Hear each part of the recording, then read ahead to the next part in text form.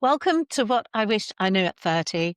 Today, I'm joined by Donna Lyon, PhD, a powerhouse of purpose, creativity, and courage. Donna is an associate professor in film producing at the University of Melbourne and the visionary producer behind the multi-award-winning documentary Left, Right, Hook. What began as a film has grown into a nationwide movement, empowering survivors of childhood sexual abuse and gendered violence through writing and boxing. As the CEO of the charity Left, Right, Hook, Donna is leading trauma-informed programs that are changing lives, one story, one punch, one breakthrough at a time. A graduate of the Australian Institute of Company Directors, Donna has raised over $1.5 million in funding, built education programs that fuse creativity with healing, and is redefining how film and social impact intersect. The episode is about resilience, storytelling, and the power of turning pain into purpose. Donna's journey is proof that even in the darkest chapters, there's always a way to rewrite your story. Donna, welcome to What I Wish I Knew at 30. Thanks, Fran. I would love for you to share a little bit about the work that you've been doing over the last 5 years, how we met, and just really to share with our audience the power of and the impact that the work you've been doing has been having. Yeah, thanks, Fran. I mean, look, it's been probably a life journey and it culminated into Left, Right, Hook. And, that life journey wasn't always easy, but I'm very lucky to have fallen into kind of the arts as a kid and doing drama. And I think that element of creativity and always wanting to make and create and do was really inherent in me and kind of kept me quite motivated and alive, essentially. But I struggled through addiction and other depression, suicidal ideation, the list really goes on. And I remembered in my mid-20s, it kind of came to me through a conversation with somebody, it triggered that I'd been sexually abused. And it took quite a number of years for the stories of what had happened to kind of begin to make meaning and for me to understand. And I hit a rock bottom and in my early 30s, and I rebuilt my life. And part of that was getting stable employment. So I found a job at a film school. Now I'm an associate professor at the University of Melbourne in the Film and Television School, and doing my PhD and boxing. And the boxing was really for me this first time that I had kind of wanted to really, punch and actually be punched. And I went on an amateur fighting journey. I clocked up quite a few losses. I didn't necessarily win a lot in the ring, but it was an incredible adventure and really a way for me to begin to reclaim my body because I was very disconnected from my body because of the trauma. When I came out of that boxing foray, I really also felt very lonely and I wanted to meet other survivors of child sexual abuse like me. And I guess I didn't really feel like this champion boxer because I'd had these kind of fights and I'd lost. And I thought, well, I can't really kind of lay claim to, come and, be taught by world leading, champion Donna Lyon. I thought, and also I didn't just want to teach boxing. I actually thought, I wonder what it would mean to actually do story and art and creativity with survivors. And that's where the combination of writing and then boxing came together as Left, Right, Hook. And that first program I ran in my gym in 2019. So it's just a little over 5 years ago. And it was palpable. It was highly, so intense, a group of survivors coming together and naming their abuse, often for the first time outside of their therapist office. And I thought there's something in this. And as a filmmaker, I thought, I wonder if this is kind of my next project, and took it into the research space at the University of Melbourne to measure an 8-week program. But not just that, we wanted to make a film and we wanted to make a book. And we did all of that. Of course, it was during the time of COVID. So this 8-week workshop of filming it became a 2-year participatory kind of arts project. But what that meant was that we built up an incredible body of work, of writing, incredible relationships, and we were able to make a film that attracted a huge amount of funding, and we premiered at the Melbourne International Film Festival last year. While I was doing that film, I was talking to philanthropy about funding parts of the social impact campaign.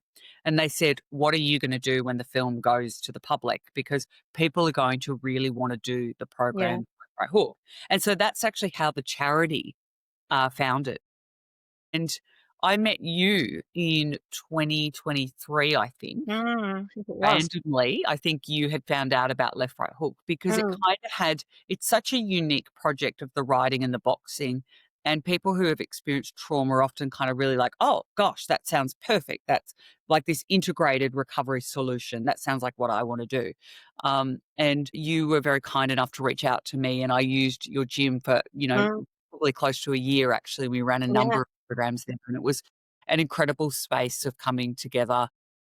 And since then, Fran, we've run over 30 programs and we've trained up lived living experience facilitators. So all the facilitators, they do our program, they become facilitators. We've had an incredible success with the film. There's 700 survivors on our waiting list.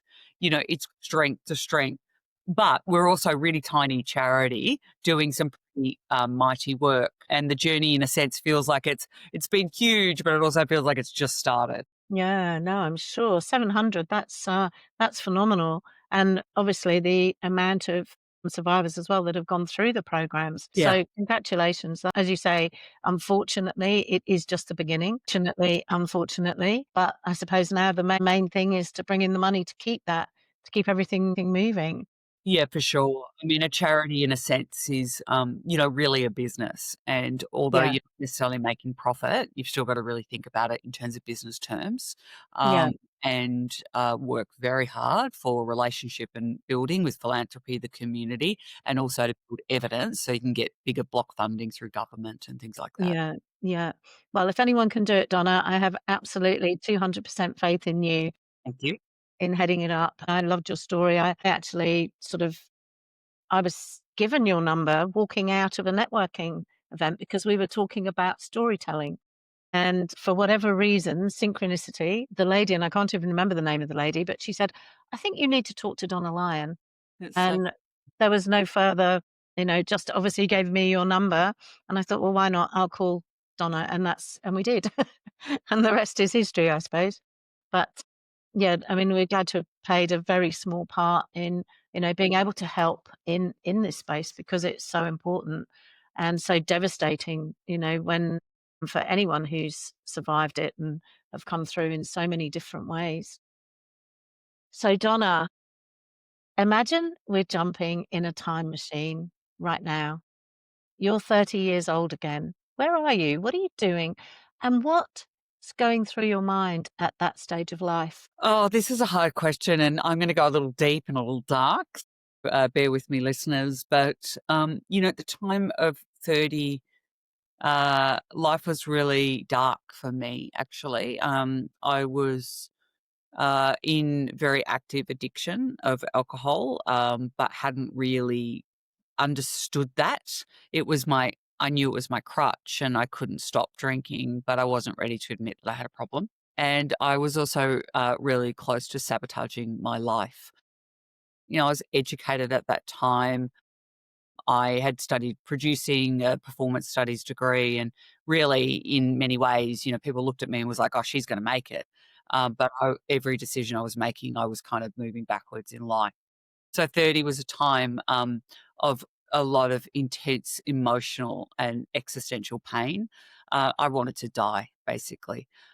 So not long after that was when I hit a rock bottom, and I got sober and went on my recovery journey. Thank God for that, because it was a life turning point that needed to happen.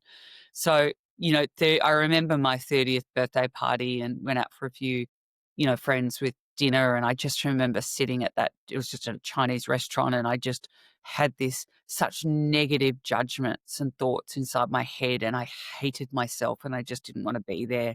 And I got so drunk that night and I ended up in hospital the next day with alcohol poisoning. That's my theory. Wow. So it would be fair to say you didn't think you had life figured out at that point. Well, in some ways, I desperately thought I had and wanted to. I wanted to be a film producer. I had all these lofty goals, but because I lived inside my head and hadn't really reconciled my abuse, and I was also in active addiction, I hadn't had things figured out. So I was really leading a life of denial and delusion, but I wasn't yet ready to admit it. Yeah. So when do you think that that your dreams, I mean, it's interesting that you said you knew you wanted to be a film producer.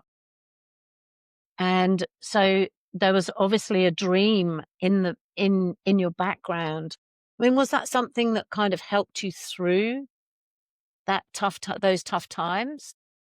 Don't I think in some respects, yes and no. Like, I think probably pride helped me through. I didn't want, it was, I didn't want to have a breakdown. I didn't, partly I didn't feel like I could afford it. And the second was that probably didn't want to experience the shame that I thought would ensue if that happened. And so I held on to this kind of dream for sure. But I think by doing that so tightly, also what it did was it reinforced when I wasn't living up to it that I was a failure, I was a loser. And so it was just a really difficult time of living deeply inside my head and with a shame based identity that was rooted in fear and worthlessness and self loathing. And I think I wish that I'm just grateful that I hit a rock bottom and that I was able to kind of begin to then rebuild my life. So once that sort of rebuild started, how were you able to keep hold of the dream? How were you able to kind of formulate and take those steps to actually get out of, they say that alcohol addiction, and obviously notwithstanding everything else, the trauma that was related to everything that kind of got you to where you were. How did you rebuild? How did you rebuild your life? Well, I had to go all guns blazing, and I often felt like I was just in the trenches of war, and I did something, every day, if not multiple things every day to survive for over 5 years. I went into 12-step recovery. I did a program, and I continued to do that for over 5 years. I found faith, and, basically found a connection with God and, in a sense, did restore my life, through the grace of God. And I continue, and I have to actively commit to that journey. It's not necessarily easy for me as somebody also who's same sex identification. There's been a kind of wrestling of kind of acceptance. And, I read, I listened to podcasts, I exercised, I found stable employment, and I just did. And I had a sponsor that once said to me, "You don't change your thinking, you change your thinking by changing action." And that was really helpful for me. So I stopped trying to change my thinking, which is what I had been trying to do. If I just change my thinking, I'll be okay. Just think positively, I'll be okay. It didn't work for me. Actually, what I needed to do was change my behavior. And so that's what I did. And that was hard. It was really hard work. It meant doing something, as I said, every day. But over time, changing my action began to change my thinking. Yeah, the behavioral change. So Yeah. it's at a behavioral, it's at a cognitive level. So looking back now, what's something you were completely wrong about at 30? And we've maybe touched on this a little bit already. Well, I think I was wrong about being so scared to kind of have that breakdown or hit that rock bottom. And so even though the breakdown in a sense was relatively contained because I still kind of hung on at Oh. the cliff's edge, I think I wish I had done that sooner in many ways because I've probably, I've rebuilt my life over the last 13 years, which is amazing. And, probably been making up for lost time and have achieved a lot, which is awesome. But in many ways, I'm still making up for lost time. And I wish that I had been able to sink lower and seek help faster. Do you think going back 13 years that the help that you desperately needed, one, was it available? And two, until you hit a point in your life where you were prepared to change your actions. Would anything that anybody have said at that time resonated with you? I know it's such a difficult question because, I mean, they kind of say it's like when the student is ready, the teacher's there, or, Mm, like you can kind of the lead a horse to water, but you can't make them drink. And I think that all mm, of those things can be really true. But mm. I think one, someone like Bessel van der Kolk who writes about like the body keeps a score. That book wasn't published until 2014. It was only 10 years ago. Yeah, We talk now a lot about like trauma being stored in the body and dissociation and all these things. But 10 years ago, those conversations weren't really happening. no, And so back in 2006 was when I remembered my sexual abuse. I was about 25, 26, and I didn't have the language for it. Mental health wasn't really being talked about in the ways that it was. So all of those things, yes, could have been different in terms of different societal shift and awakening. But I wasn't part of that. It also took about 6 years for my dissociation to be named by a therapist, and I think that was 6 years too late. yeah, Doctors don't routinely screen people for being sexually abused. All of my addiction and mental health problems were rooted in my sexual abuse. No one named that.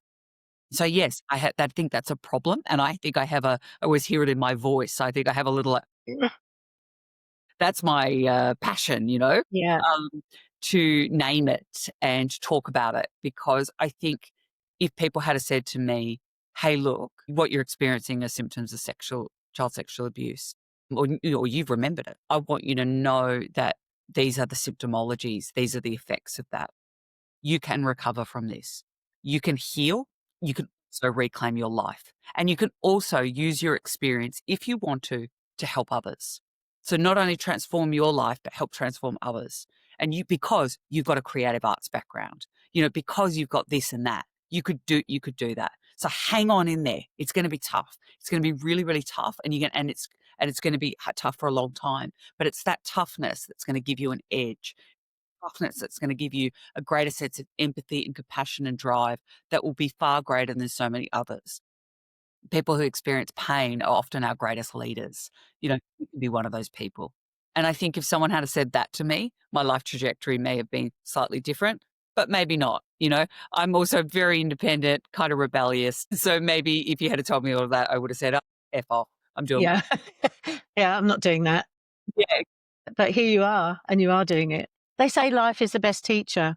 And, sometimes, as you're well aware, the lessons come wrapped in disaster. So let's talk about, gosh, it's almost like, how do I even pose this question to you? But let's talk about the biggest curveballs that life threw at you. Whether it was in business, relationships, or personal growth. What's one experience that at the time felt like the worst thing ever, but it's actually shaped who you are now? And I know we've covered a lot, but I know there's more. Yeah, look, I do think it has to be, meeting that woman at a party, so I was probably about 25, 26, and, something she said just like unlocked these memories inside me. And I went home that night. I looked at my partner at the time and I said, something bad's happened. Something really, really bad has happened to me. And I started crying, and it was this deep guttural cry, kind of came from somewhere that I was just like, I don't even know, didn't know this existed. And I woke up the next day and it was like my whole life made sense, but also nothing did too.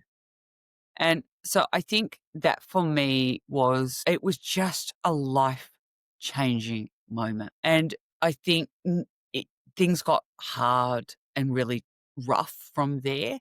But I think it was in that hardness and the roughness that, I began to probably pursue the journey that I was meant to pursue. Not that I'm not suggesting that somebody needs to be sexually abused in order to kind of No, find their life purpose, but just that I think I was always wanting to kind of have that little thing. I was one of those people that, wanted to kind of have my little like passion project, in the arts and things like that. So in a sense, like it's kind of a bit like, oh gosh, it came out of my sexual abuse. That's a bit sad. It's also allowed me to kind of create and make and do all these things that and put forward my skills in a really unique way. What was the hardest part about that experience?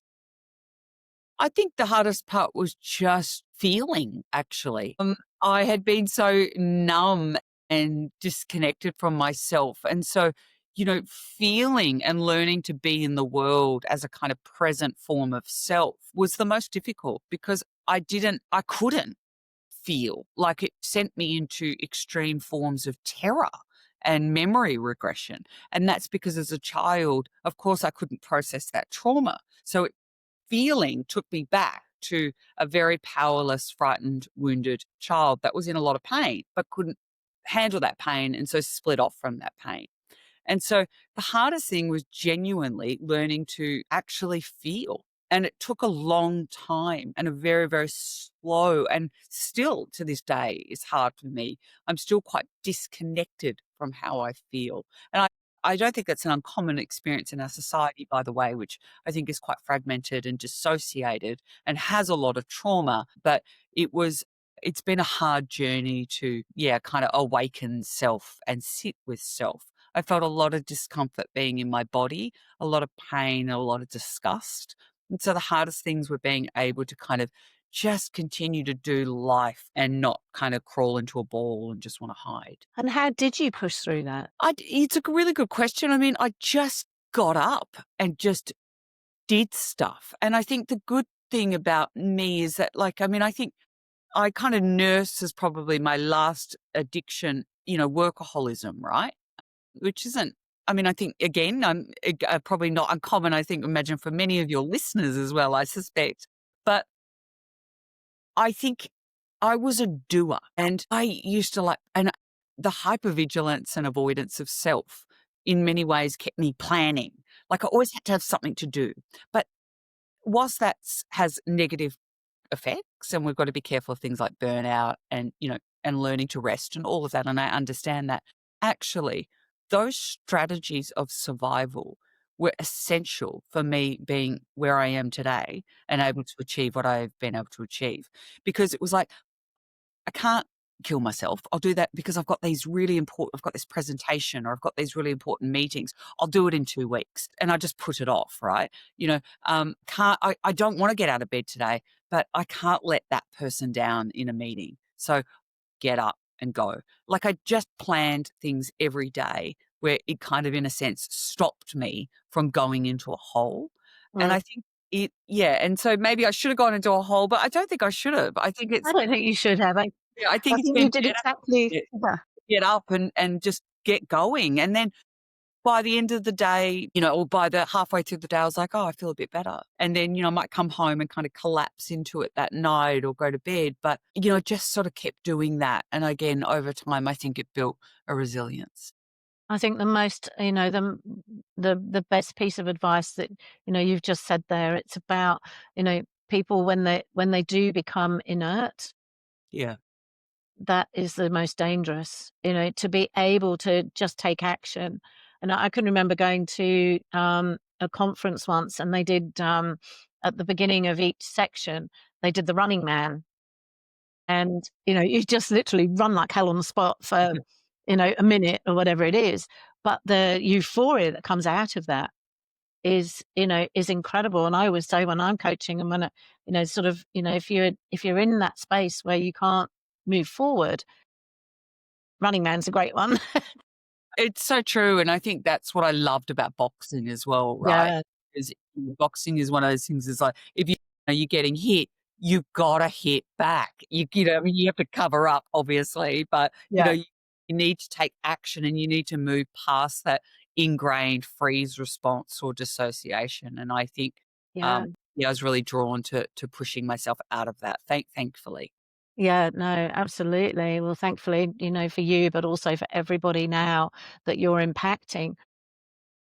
If you could go back and whisper advice to yourself in that moment, in those moments, what would you say? Yeah, I wrote a you sent this question, I thought, "Oh God, what would I say?" And I Mm. wrote it down, and I'm just gonna read out what I wrote, which was, "Hang on, just keep one foot in front of the other. Keep taking action. Things will get better. Also, write about it." keep a record. Yeah, I love that. That's really powerful. Mm. How did that time and everything that the challenges that you've overcome, how did everything that's happened up to, up to that time, how did it change the way you approach success today? I think for me now, I've learnt that there's great strength in vulnerability, and I think that's changed my approach to success. It's striving to be the most authentic version of myself, just to speak kind of how I feel, and it sounds a bit sort of cliche, but a bit of my truth, and then allow a sense of kind of leadership or success to emerge from that. And I think what that does is it gives people permission for them to be able to locate that within themselves.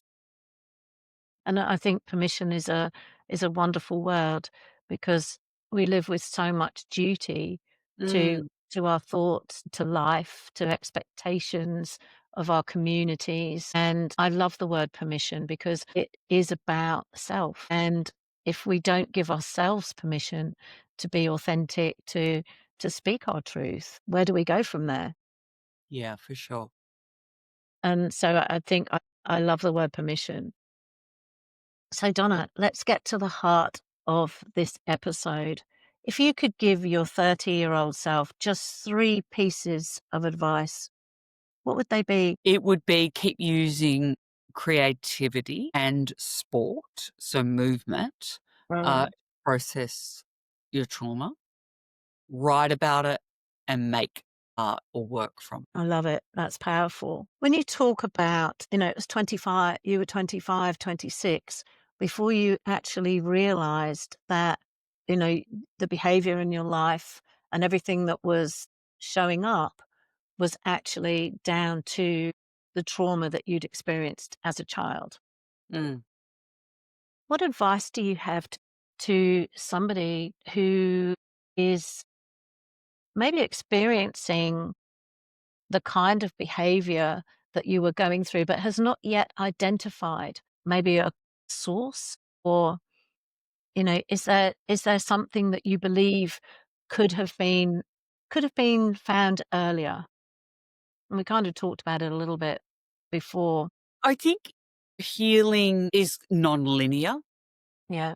And it's often very complex. And I think from my perspective, it actually really needs to be very multimodal. And what I mean by that is it really needs to draw on as much artistic or body based practices as possible. That's been my experience because my memories were fragmented. And that's a very common experience for many people who've been sexually abused. I think we have um, uh, a a thought that people have very explicit recall of memory, but there's not. There's implicit memory and there's explicit memory. And so for those that may not have the narrative recall, the kind of who, what, where, when, why sort of narrative, which is again, I think more uncommon than common, although it's the one that's mostly talked about because it gives us a clearer picture. I think working with our unconscious, our subconscious, and doing that in a way that's visual, poetic, and allows for stories to be told through those forms, which are really the stories of ourselves, I think is the best way to approach it. At the same time, I think it's also really important to remind people it's okay to go slowly. I'm still in therapy. I've been in therapy for 13 years. It's quite low cost. I have a woman that basically just kind of charges me cash. She's amazing and she's 77. Oh, bless. Has dedicated her lives to helping survivors like me of my type of abuse and understands that, this is not a 10 session or a No. 2-year commitment. This is often a really lifelong commitment. And that doesn't always mean therapy, by the way, but I Mm. think a deep genuine commitment to working on self is fundamental.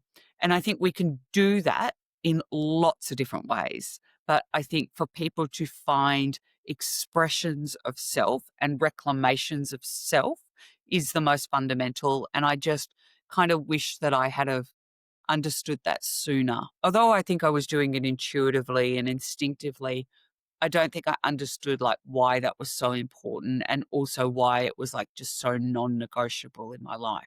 Mm, that's so powerful. I think just really that's a really sort of beautiful sum up. But just changing tack a little bit and going into like young professionals and entrepreneurs today, and it feels wrong in some respects to actually change tack. Um, but do you think that young professionals, entrepreneurs today are struggling with the same things that we did? Or do you think that they are facing a completely different world? I think technology and digital disruption is the biggest change and obviously offers incredibly exciting opportunities, but also I think in many ways fragments us and keeps us more disconnected from ourselves and each other. So I think those are the biggest struggles that we all kind of sit with is how do we, I think, really listen to that kind of voice or voices within to be centered and creative and essentially tell stories or business ideas really Mm, in the most authentic way that serve the people that we need to. So I think the biggest challenge is just being able to, I think, deeply lead with a sense of authenticity and relationality. And I think the world is seeking that. And I think if that's what people can just focus on, mm, there's plenty of opportunities that abound. Uh, Probably the diversification of, um, income and the way you have to work a lot harder for that, is, I think, quite exhausting. I mm, don't think people talk about that enough. I can only imagine, like, being a content creator and having to continuously come up with new ideas and new content and be like constantly like so creative and so innovative every single day because your audience get really bored. I actually think is really problematic. I don't think we talk about that enough, and it would be very interesting to see some further research about that. I'm sure people are mm. writing about it because I think that that's will contribute to a real sense of burnout. Yeah. Yeah. And I think that's absolutely true. I read an article this morning, regarding sort of SEO being one platform, but now AEO has actually taken over, which is, like the answering that AI now actually wants that message to be completely clear. Actually, SEO to isn't going to go into the, algorithms because AEO now has decided that that it needs to be clear, it needs to understand what you're trying to say, and it needs to be like, "Can you solve this problem, yes or no?" Exactly, which of course works in Which is some like, wow, that's a whole new. way of knowing and being in our world, but it also Mm, potentially becomes problematic when we need to think about information in terms of its own biases and or lack of criticality and or whose voices are being amplified and positioned as experts in the space. And we have to be really critically thinking about that. And I'm not sure we're necessarily media literature and literate enough yet in society in order to unpack that. no, I 100% agree, and I would think that actually it's pretty clear that we're not, because people are governed by what they see on Instagram or Facebook or Wikipedia or whatever it is. Yeah. Actually being able to go to the source of information and actually get the truth behind it. Geez, how do you even begin to do that? How do you even begin to do it? Donna, looking at everything that we've spoken about, gosh, we've been on a huge journey in 35 minutes, but what's one mindset shift that completely changed your approach to success? I think it's really the two things that I've talked about today, which is it's not a mindset shift, it's a behavioral shift. Um, and so for me, that's key. Changing my thinking wasn't help. That did couldn't just change my thinking. I needed to change the way I was being and doing in the world. And that led to the cognitive shift. And I think to the notion of being able to accept our vulnerability and really see that as being our greatest strength. And vulnerability was very hard for me. It's taken a long time because vulnerability meant going into the fear based states. course, was terrifying for me as a survivor, but it was the when I was able to really be vulnerable, that's where the greatest shifts began to happen and still happen to this day. Micro kicking and screaming, but it still happens. And that's okay, and Yeah. that's okay.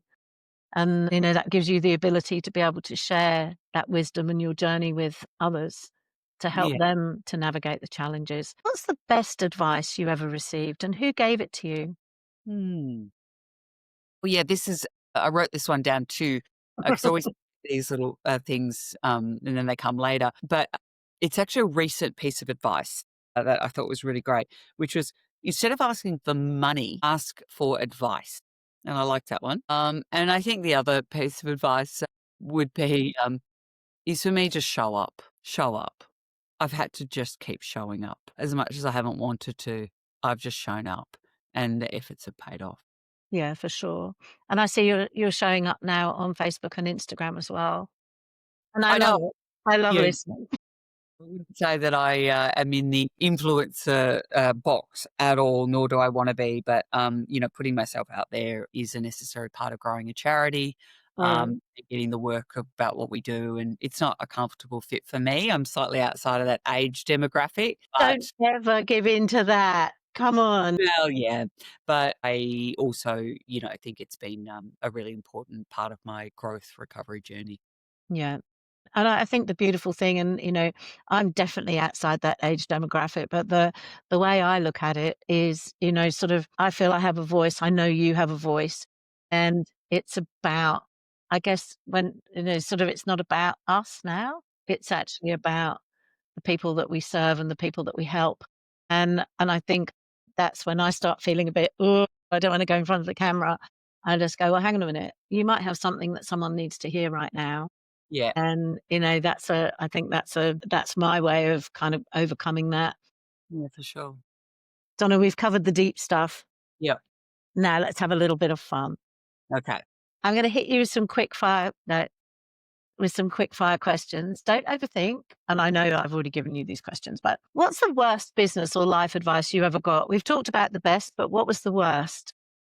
Sure. I didn't write an answer for this, but, Oh, you're going to have to think then.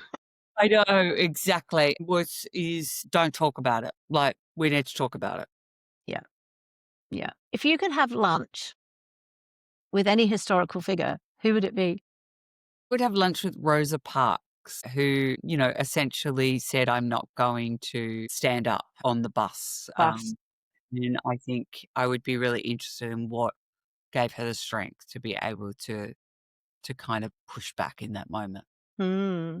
Did she become the first mayor of? I actually don't know. Yeah. No, I'll have to do some work on that. I did actually read that. Yeah, I like that. What's a guilty pleasure you refuse to apologize for? Reality television. Okay, talk to me. What's your Yeah. favorite?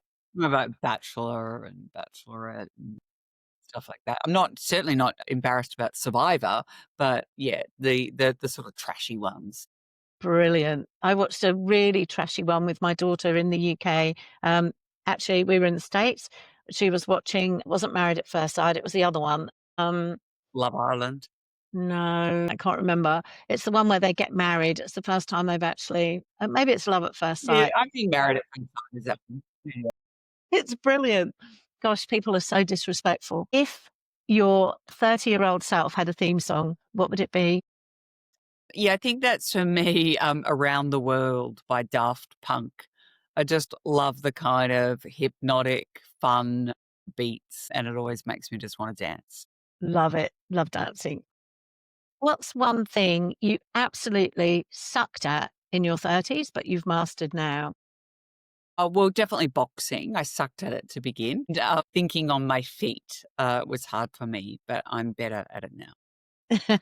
So are you gonna make a comeback in the, like, masters boxing or No, I did do masters boxing during my do you? fight journey, yeah, for Yeah, sure. But no, I'm very happy just boxing the bag and various opponents at my gym, but that's about it. amazing. Wow, Donna Lyon, that was incredible. I know so many listeners are going to resonate with your story. And thank you so much for sharing. Thank you for being so vulnerable and sharing the tremendous work that you're doing now. But before we go, let's do a quick recap. What's the single biggest takeaway you want people to remember from our conversation? I think we can turn our pain and tragedy into stories of triumph. And we can also then not only individually, but collectively heal when we choose to do the inner work and go on a journey of reclamation. That's beautiful. I love that. And for everyone listening, here's my challenge to you. Take one thing from today's episode and apply it to your life this week. Maybe it's reaching out to someone who can mentor you. Maybe it's finally taking that leap you've been scared of. Whatever it is, take action. If this episode inspired you, make sure to subscribe, leave a review, and share this with someone who needs to hear it. And if you have a question or a topic you want me to cover in a future episode, send me a message. I'd love to hear from you. Donna Lyon, thank you so much for sharing your journey with us today. And I love the work that you're doing. And I hope that it continues and that you get all the funding that you need to really take your projects forward and to keep Left, Right, Hook just building and building and building.